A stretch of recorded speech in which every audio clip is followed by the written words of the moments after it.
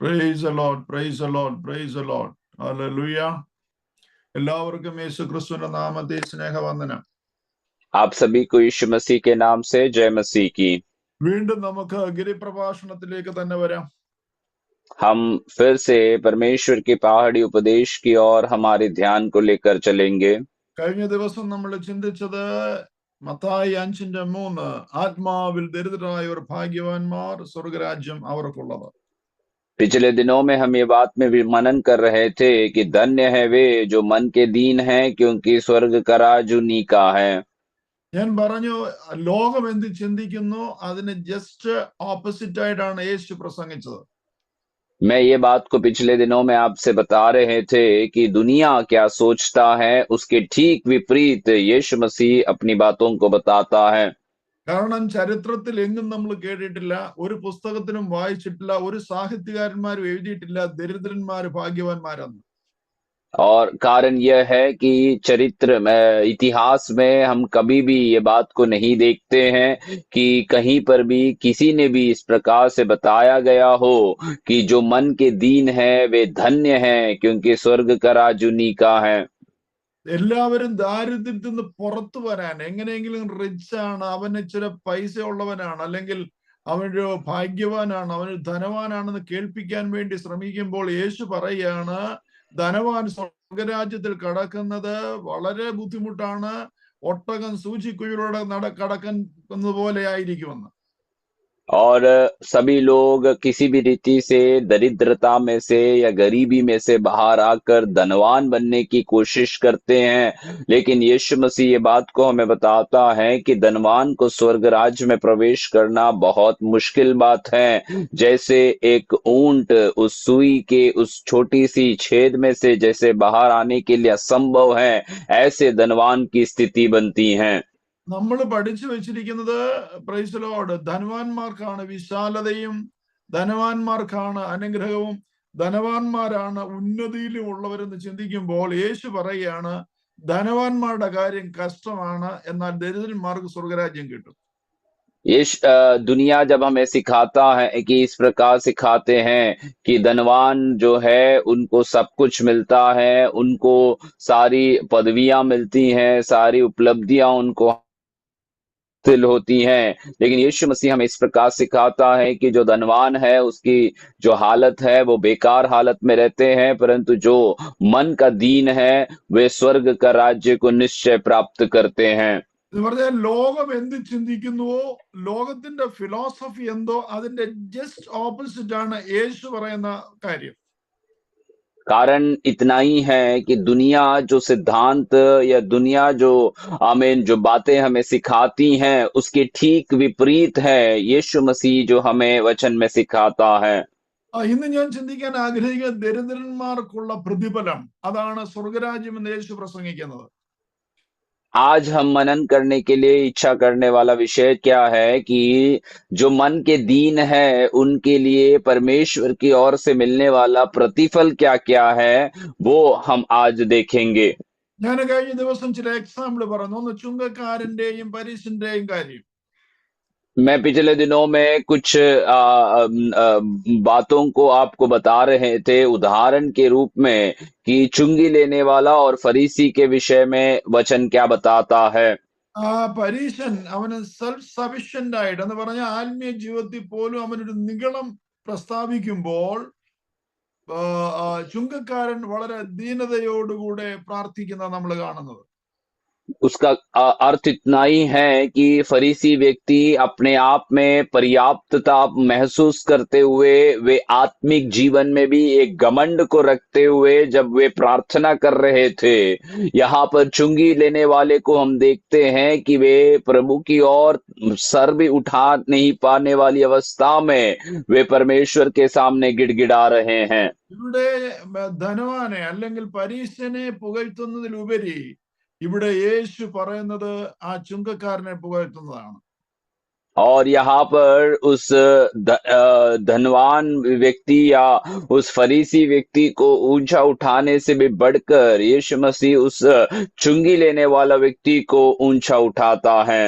ഇവിടെ തെറ്റ് ചെയ്ത് ദാവീദ് ദൈവസന്നിധിയിൽ വന്ന് പശ്ചാത്തപിക്കുമ്പോൾ അവനോട് പൊറുക്കുന്നു, ക്ഷമിക്കുന്നു, അവനെ അംഗീകരിക്കുന്നു. यहाँ गलती करने वाला दाऊद जो है प्रभु की उपस्थिति में आकर क्षमा मांगता है, पश्चाताप करता है, परमेश्वर उसकी पापों को क्षमा करते हैं, उसको अनुग्रह देता है। എനിക്ക് സ്ഥാനവും ധനവും മാനവും ഒന്നും വേണ്ട എന്ന് പറഞ്ഞ് ഓടി ഒളിച്ച മോശയെ തെരഞ്ഞു പിടിച്ചു കൊണ്ടുവന്ന് പ്രൈസലോട് അവൻ പിന്നെയും യഥാസ്ഥാനപ്പെടുത്തി ഒരു ലീഡറാക്കാൻ ശ്രമിക്കുമ്പോൾ അവന്റെ താഴ്മയോടെയുള്ള സംസാരം അവിടെ മഹത്വമായിട്ട് കാണാൻ സാധിക്കും. मुझे कोई स्थान नहीं चाहिए, मुझे कोई महिमा या पदवी नहीं चाहिए, ऐसे सब कुछ छोड़कर भागने वाला मूसा को हम देखते हैं कि परमेश्वर उसे ढूंढ कर निकालता है और उसे जब परमेश्वर की अनुग्रह और उस कार्यों को जब सौंपता है तो वहां मूसा के जीवन की नम्रता को हम आमीन उस चरित्र में देख सकते हैं। ഇതെല്ലാം നമ്മോട് വിളിച്ചു പറയുന്നത് നമുക്ക് മനസ്സിലാകുന്നത് എന്തായിരിക്കാം? ये सब हमें क्या बताना चाहता है या इसमें से हम क्या समझते हैं? നാം സ്വയം റിച്ച്, ആത്മീയമായിട്ടോ ഏത് നിലയിലും റിച്ച് എന്ന് ചിന്തിക്കുന്നുവെങ്കിൽ അത് നാം അമ്പെ പരാജയമാണ്.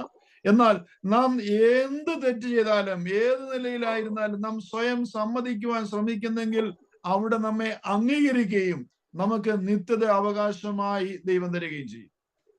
आमीन। एक बात को हमें याद रखना है कि हम स्वयं अपने आप में हम पर्याप्त हैं, हम धनवान हैं, चाहे वो आत्मिक जीवन में हो या हमारे भौतिक अवस्था में हो।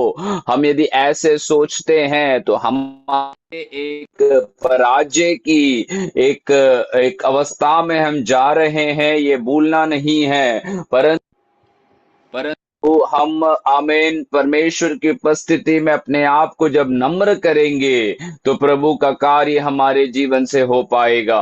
ആരെങ്കിലും ചിന്തിക്കുക ഞാൻ ധനവാനാണ്, അല്ലെങ്കിൽ ഞാൻ നല്ല ആത്മീയനാണ്, എനിക്കൊന്നിനും കുറവില്ല, എന്നെ കുറിച്ച് ആർക്കും കുറ്റം പറയാനില്ല എന്നുള്ള നിഗളം ആരുടെയെങ്കിലും ഹൃദയത്തിൽ ഉണ്ടെങ്കിൽ പറയാണ് അവൻ നങ്കായാണ്, അവൻ ലജ്ജിതനാണെന്ന് പറയുക.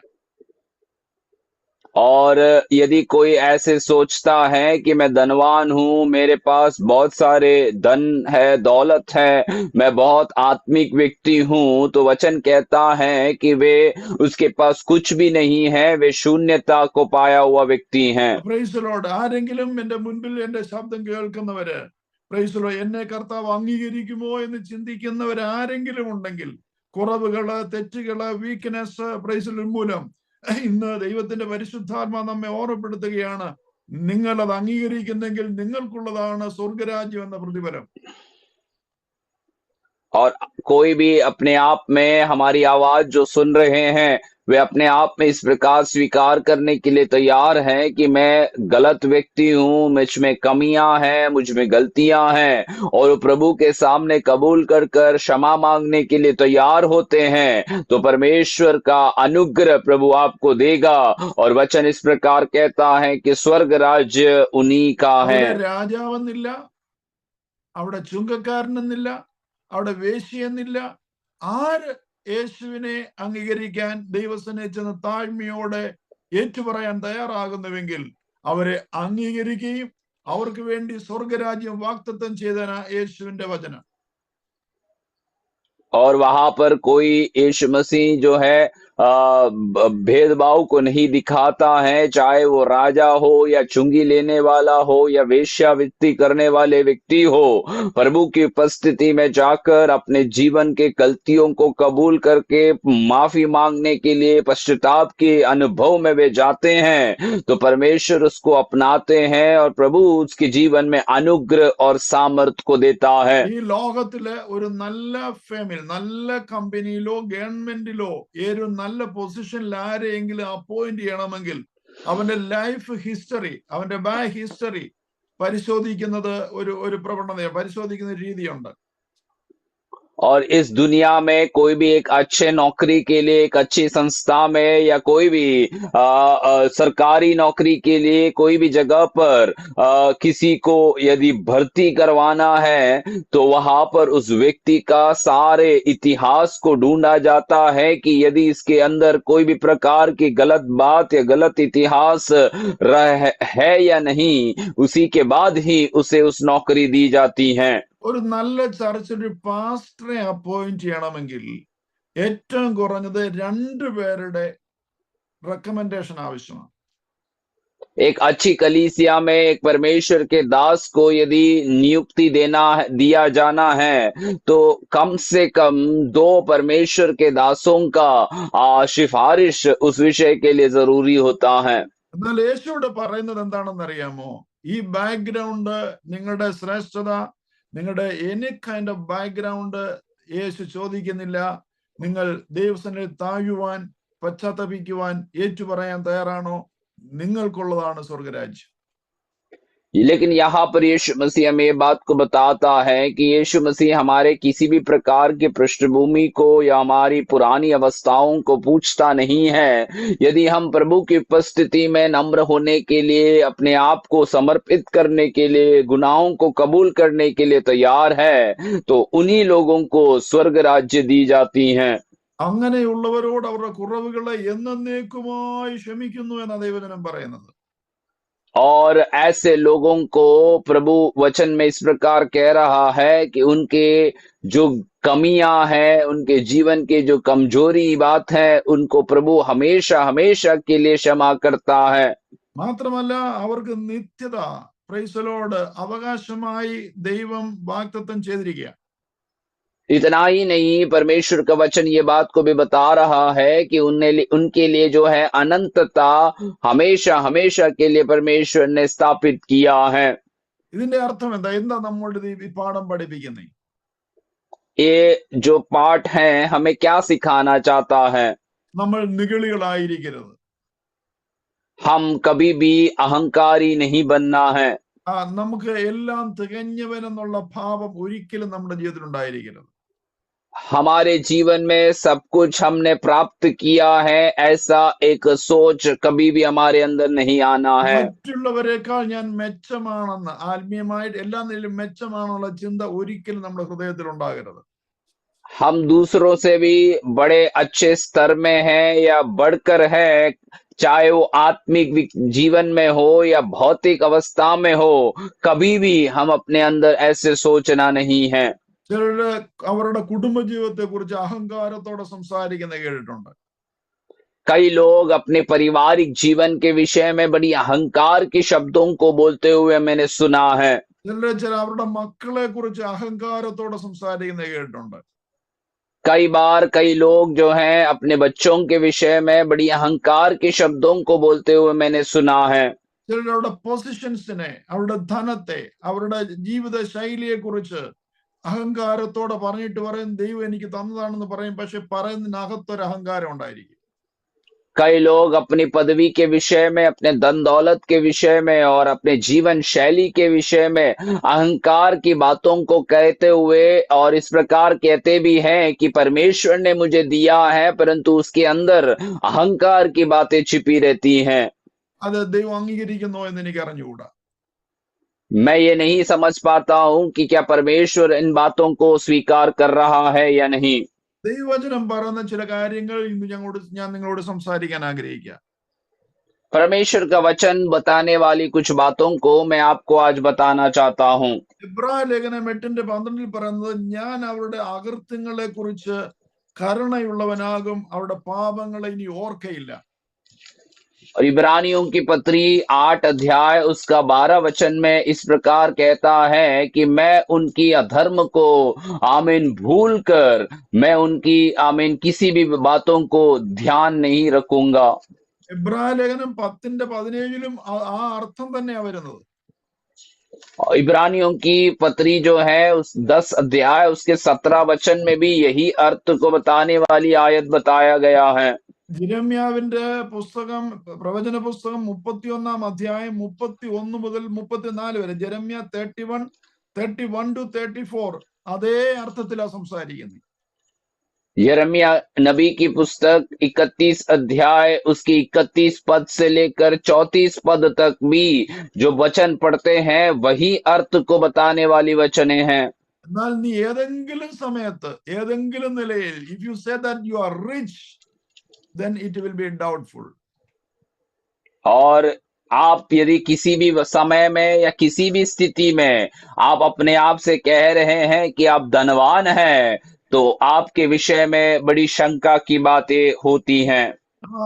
നിന്നെ തന്നെ താഴ്ത്തി ദൈവസ്ഥനിലായാൽ നിനക്ക് you get a good fellowship എന്നാ ബൈബിൾ പറയുന്നത്. और वचन हमें इस प्रकार बताता है कि हम परमेश्वर की उपस्थिति में अपने आप को समर्पित करते हुए प्रभु की उपस्थिति में बने रहेंगे तो प्रभु के साथ एक अच्छा संगति हम अपने जीवन में निभा पाएंगे।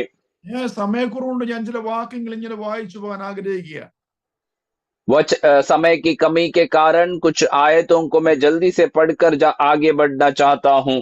അപ്പോസ്തല പ്രവൃത്തി 2:42 പറയുകയാണ്, प्रेरितों के काम 2 अध्याय उसके 42 आयत इस प्रकार कहते हैं, അവർ അതായത് ദൈവസന്നിധിയിൽ താണവർ, യേശുവിനെ അംഗീകരിച്ചവർ, രക്ഷിക്കപ്പെട്ടവർ, തന്നെത്താൻ പാപങ്ങളെ ഏറ്റുപറഞ്ഞവർ, അവർ അപ്പോസ്തലന്മാരുടെ ഉപദേശം കേട്ടും അപ്പൻ നുറുക്കിയും കൂട്ടായ്മ ആചരിച്ചും പ്രാർത്ഥന കഴിച്ചും പോന്നു. और जो लोग परमेश्वर के वचनों को या प्रभु की बातों को जिन्होंने स्वीकार किया उनके बारे में इस प्रकार बताया जाता है 2:42 में, और वे प्रेरितों से शिक्षा पाने और संगति रखने और रोटी तोड़ने और प्रार्थना करने में लौलीन रहे। കാരണം ദൈവത്തിന് താഴുന്നവരുടെ ജീവിത ശൈലി അവിടെ രേഖപ്പെടുത്തിയിരിക്കുന്നത്. कारण यह है कि परमेश्वर की उपस्थिति में जो लोग नम्र अपने आप को करते हैं उनका जीवन शैली वहां पर बताया जा रहा है। അങ്ങനെയുള്ളവരെ കുറിച്ച് എഫേസ്യ ലേഖനം 2:19 പറയാണ്, ആകയാൽ നിങ്ങൾ ഇനി അന്യന്മാരല്ല, പരദേശികളല്ല, വിശുദ്ധന്മാരുടെ സഹപൗരന്മാരത്രേ. और ऐसे लोगों के विषय में इफिसियों की पत्री 2:19 आयत में इस प्रकार लिखता है, इसलिए तुम अब विदेशी और मुसाफिर नहीं रहे परंतु पवित्र लोगों के संगी स्वदेशी और परमेश्वर के घराने के हो गए हैं। നോക്കിയേ, ദൈവം നമുക്ക് നൽകിയിരിക്കുന്ന ജാതികളായിരുന്ന ദൈവമക്കളെന്ന് വിളിക്കപ്പെടാൻ ഒരു യോഗ്യതയും ഇല്ലായിരുന്ന എനിക്കും നിങ്ങൾക്കും തരുന്ന പദവി ഒന്ന് ആലോചിച്ച് നോക്കി.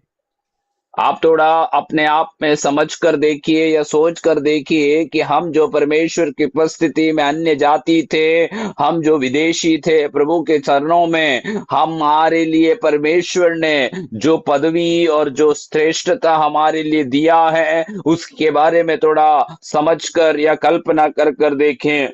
അടുത്ത വാക്യം പറയാണ്, ക്രിസ്തുയേശു തന്നെ മൂലക്കല്ലായിരിക്കെ നിങ്ങളെ അപ്പോസ്തലന്മാരും പ്രവാചകന്മാരും എന്ന അടിസ്ഥാനത്തിന്മേൽ പണിതിരിക്കുന്നു. और अगले ही आयत में बताया जा रहा है, प्रेरितों भविष्यवक्ताओं की नींव पर जिसके कोने का पत्थर मसीह यीशु स्वयं ही है बनाए गए हो। അടുത്ത വാക്യം, അവനിൽ കെട്ടിടം മുഴുവനും യുക്തമായി ചേർന്ന് കർത്താവിൽ വിശുദ്ധ മന്ദിരമായി വളരുന്നു. और अगले आयत में लिखा है, जिसमें सारी रचना एक साथ मिलकर प्रभु में एक पवित्र मंदिर बनती जाती हैं। അവനിൽ നിങ്ങളെയും ദൈവത്തിന്റെ നിവാസമാകേണ്ടതിന് ആത്മാവിനാൽ ഒന്നിച്ച് പണിതു വരുന്നു. जिसमें तुम भी आत्मा के द्वारा परमेश्वर का निवास स्थान होने के लिए एक साथ बनाए जाते हो। ക്രിസ്തുവിന്റെ വരവോളം ആ പണി നടന്നുകൊണ്ടിരിക്കും. और मसीह के आगमन तक ये जो निर्माण कार्य है वे जारी रहता है। അതിനകത്ത് എന്നെയും നിങ്ങളെ ഇൻക്ലൂഡ് ചെയ്തത് ഒരു ഭാഗ്യമാണ്. और ऐसे काम में मुझको और आपको शामिल करना ही हमारे लिए एक बड़ा भाग्यवस्था है। ചിലര് സാക്ഷ്യം പറയുന്ന ഇങ്ങനെയാണ്, ഏതാണ്ട് വലിയ കാര്യം വിട്ടിട്ട് ഈ ചെറിയ കാര്യത്തിലേക്ക് വന്നെന്ന്. कई लोग अपने गवाही को बोलने के समय में इस प्रकार बताते हैं कि वे लोग कुछ बड़ी बातों को छोड़कर इस मार्ग में आए हैं। ആ വലിയ കാര്യത്തിന്റെ കാരണകാര്യങ്ങൾ നമ്മൾ അന്വേഷിച്ചകഞ്ഞ് ചെന്നാൽ അവിടെ ഒന്നും കാണത്തില്ല.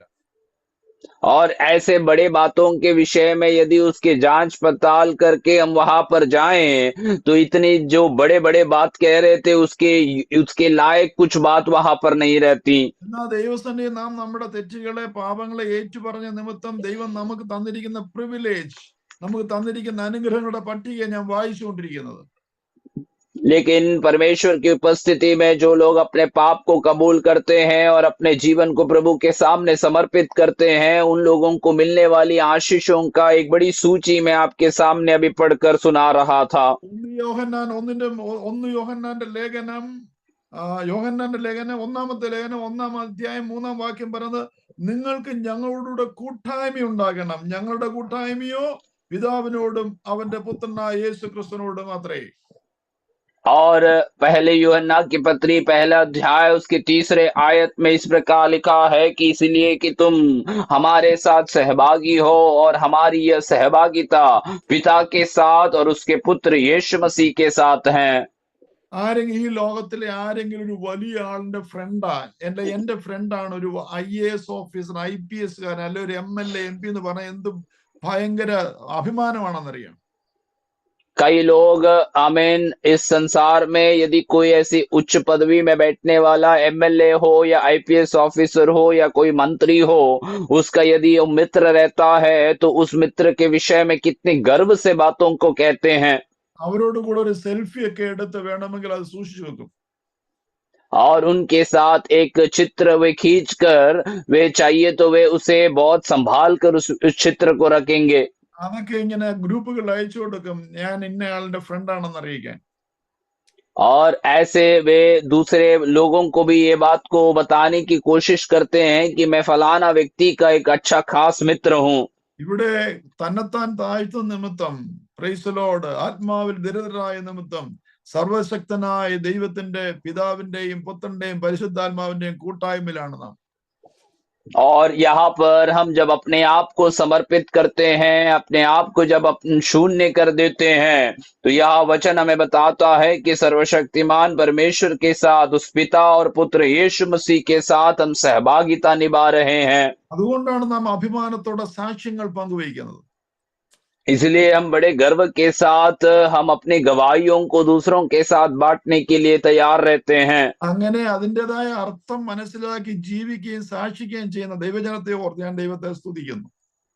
और ऐसी वचन के अर्थ को समझकर उसी के अनुसार अपने जीवन जीने वाले और ऐसे गवाही को रखने वाले लोगों को याद करते हुए मैं प्रभु का धन्यवाद करता हूँ।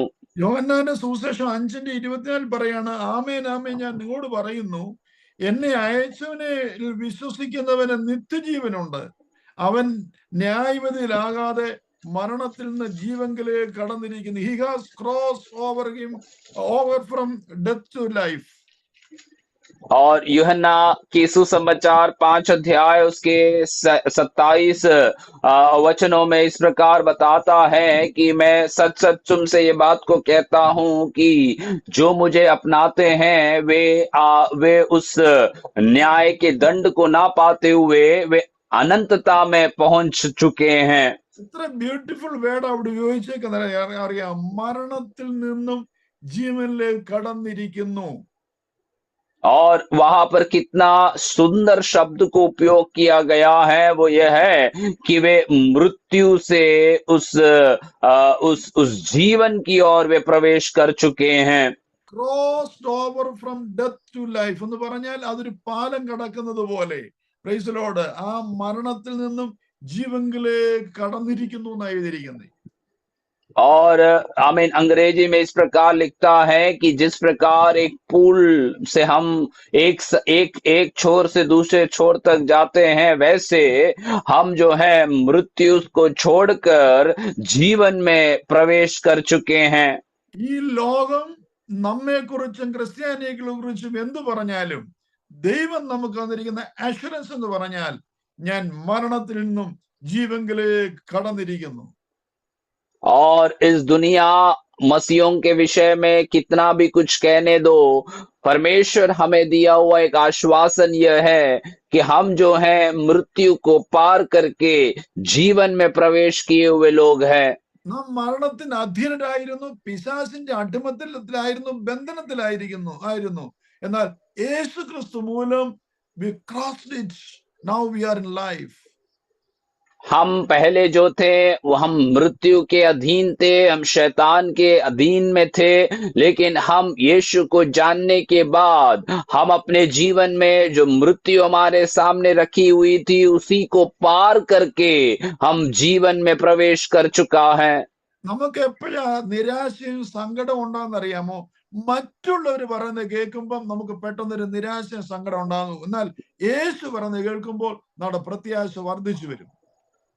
हम कई बार दूसरों की बातों को जब हम सुनते हैं तब हमें निराशा और कई प्रकार की वेदनाएं हमारे अंदर उत्पन्न होती हैं, लेकिन यीशु मसीह जो बातों को हमें बताता है वो हमें एक ताजगी और एक जीवन प्रदान करता है।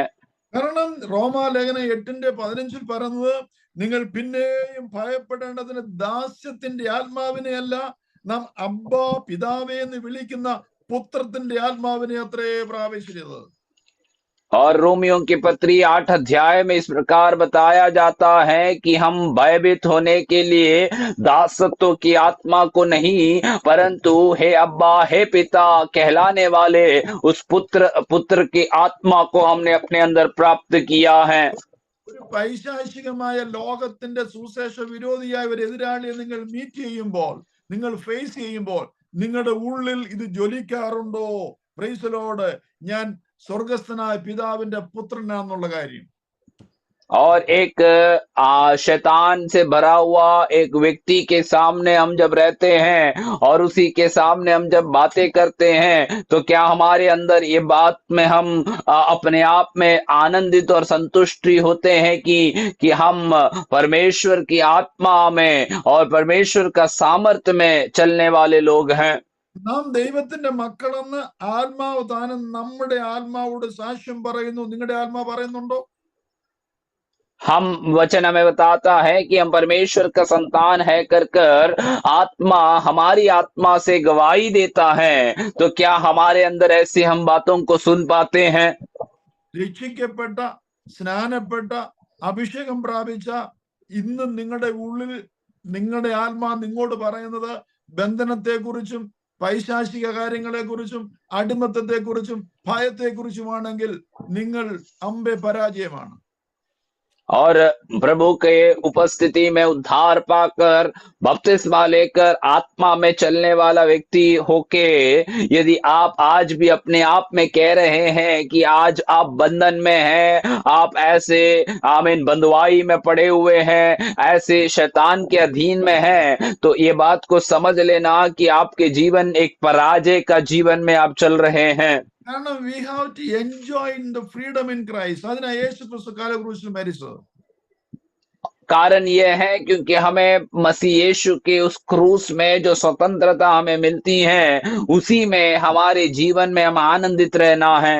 നാം മക്കളെങ്കിൽ അവകാശികളാണ്. ദൈവത്തിന്റെ അവകാശികളും ക്രിസ്തുവിന്റെ കൂട്ടവകാശികളും തന്നെ. हमें वचन इस प्रकार कहता है यदि हम उसके पुत्र हैं तो उसके वारिस भी हैं, मसीह के साथ उस अनंतता के वारिस हम बन चुके हैं।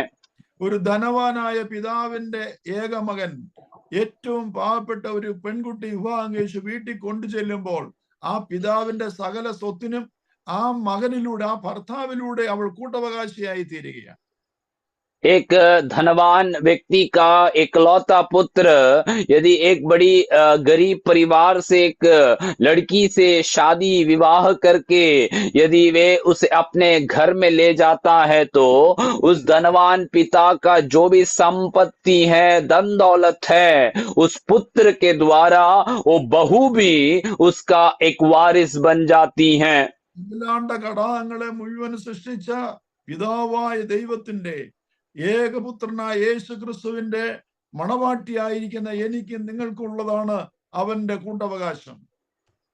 और सारे भूमंडल को आमीन बनाने वाला उस आमीन एकलौता पुत्र यीशु मसीह का आमीन साथ जब हम अपने जीवन को जी रहे हैं तो हम उसके संतान बनते हुए उस परमेश्वर के पुत्र के सारी चीजों के साथ सहभागिता निभाकर एक वारिस के समान अपने आप को हमें ले चलता है। പക്ഷെ അവിടെ ഒരു വേടൂടെ ചേർത്തിട്ടുണ്ട്. റോമാലേഖനം 8:17 നാം ക്രിസ്തുവിനോട് കൂടെ തേജസ്കരിക്കപ്പെടേണ്ടതിന് അവനോടുകൂടെ കഷ്ടം അനുഭവിച്ചാൽ അത്രേ. और वहां रोमियो की पत्री 8:17 आयत में इस प्रकार एक शब्द लिखा गया है कि जब हम उसके साथ दुख उठाए तो उसके साथ महिमा भी पाएंगे। ചിലർക്ക് ഭർത്താവിന്റെ വീട്ടുകാരുടെയും അവകാശങ്ങളും സ്വത്തുകളും എല്ലാം വേണം. പക്ഷെ ഭർത്താവിനോടൊപ്പം ജീവിക്കാൻ പറ്റത്തില്ല, അവന്റെ കൂടെ കഷ്ടം അനുഭവിക്കാൻ പറ്റത്തില്ല. और कई लोगों को अपने पति के घर के जो संपत्ति है और सारे अधिकार जो है वो सब कुछ उनको चाहिए है, लेकिन अपने पति के साथ रहने के लिए या उसके साथ कष्ट उठाने के लिए वे तैयार नहीं होते हैं। വിവാഹം കഴിച്ചു എന്ന ഒരേ ഒരു അധികാരത്താൽ വാദിക്കുന്നവരാണ് പ്രൈസ് ദി ലോർഡ് എനിക്ക് ഭർത്താവിന്റെ വീട്ടുകാരുടെയും സ്വത്തിന്റെ അവകാശമുണ്ടെന്ന്. പക്ഷേ ഭർത്താവിനെ ശുശ്രൂഷിക്കാനോ നോക്കാനോ ഭർത്താവിന്റെ ഇഷ്ടാനിഷ്ടം ജീവിക്കാനോ സാധ്യമല്ല. कई लोग शादी करते हैं और कहते हैं कि मैं अपने परिवार के अपने पति के साथ जो भी उसका हक है उसके सारे संपत्ति का मैं भी वारिस हूं, परंतु पति के इच्छानुसार या पति के साथ जीने के लिए वे लोग तैयार नहीं होते हैं। ഇവിടെ പറയുകയാണ് പ്രൈസ് ദി ലോർഡ് രക്ഷിക്കപ്പെട്ട ശേഷം അവനവൻ ബോധിച്ചതുപോലെ ജീവിച്ചാൽ ആ അവകാശം കിട്ടുകയില്ല, പിന്നെയോ അവനോടുകൂടെ കഷ്ടം അനുഭവിച്ചാൽ അത്രേ എന്ന വാക്യമാണെന്നത്. वचन यहाँ पर बता रहा है कि मसीह में हम उद्धार पाकर प्रभु के साथ यदि चलेंगे तो वो वारिस का अनुभव को हम प्राप्त नहीं कर पाएंगे, परंतु वचन ये भी हमें बता रहा है कि हमें उसके साथ दुख उठाने के आमीन साथ हम उसके साथ महिमा में बैठाया जाएगा। ഞാനിവിടെ നിർത്തുവാനായിട്ട് ആഗ്രഹിക്കുക, സമയം മുന്നോട്ട് പോയത് കൊണ്ട്. പ്രൈസ് ആത്മാവിൽ ദരിദ്രരായവർ ഭാഗ്യവാന്മാർ, എന്തുകൊണ്ടെന്നാൽ പ്രൈസ് സ്വർഗരാജ്യം അവർക്കുള്ളത്. मैं यहाँ पर समाप्त करना चाहता हूं क्योंकि समय आगे बढ़ चुका है। हम इस प्रकार आज वचन में देख रहे थे कि धन्य है वे जो मन के दीन है क्योंकि स्वर्ग राज्य उन्हीं का है। നമ്മൾ ആ ഗ്രൂപ്പിൽ കർത്താവ് നമ്മളെ ഉൾപ്പെടുത്തിയിരിക്കാൻ ഞാൻ ദൈവത്തിന് സ്തോത്രം ചെയ്യുന്നു. और ऐसे एक दल में परमेश्वर ने हमें शामिल किया हुआ है, इसलिए हम परमेश्वर का धन्यवाद करते भी हैं। നമ്മുടെ ആരുടെയും ഒരു യോഗ്യത കൊണ്ടല്ല, ദൈവത്തിന്റെ കൃപയാൽ അത്രേ. हमारी कोई योग्यता से नहीं, परमेश्वर का अनुग्रह और दया है। ആർക്കും അത് നഷ്ടപ്പെടാതിരിക്കാൻ ഇടയാകട്ടെ എന്ന് പ്രാർത്ഥിച്ചുകൊണ്ട് ഞാൻ കൺക്ലൂഡ് ചെയ്യുന്നു. ദൈവം നിങ്ങളെ അനുഗ്രഹിക്കട്ടെ. मैं इस प्रकार समाप्त करना चाहता हूं कि हमारे अंदर में से किसी के जीवन से ये उद्धार नष्ट ना हो, ये अनंतता नष्ट ना हो। प्रभु आप सभी को आशीष अनुग्रह देने पाए।